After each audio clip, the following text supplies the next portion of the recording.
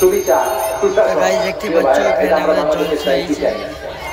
এই যে অরাজকতা, এই যে অন্যায়, এই যে জুলুম, এই যে ইনকনসিস্টেন্সি সমাজের অসঙ্গতি, প্রধান কারণ জাস্টিস নাই।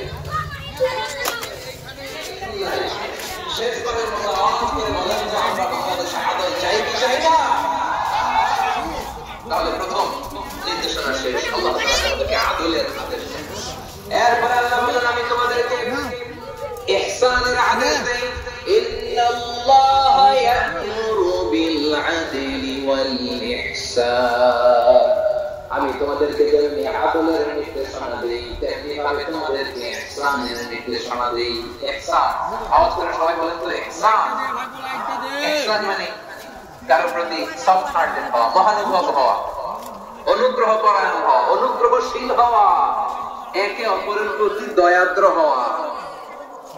একে অপরের প্রতি দয়াদ্র অনুগ্রহশীল হওয়া ছাড়া মানবিক সমাজ সুশৃঙ্খল গঠন করা সম্ভব না। প্রিয় ভাইরা, সুন্দর আচরণ দিয়ে, ইহসান দিয়ে যা জয় করা যায়, নরম আচরণ দিয়ে যেটা অর্জন করা যায়, কঠোরতা দিয়ে সেটা করা যায় না। বিষ্ণু ইসলাম ইহসান তো বন্ধু দেখাই যাচ্ছে, দেখতে পাচ্ছ তার অনুগ্রহ দিয়ে এই অনেক কাফের হৃদয়কে জয় করেছেন।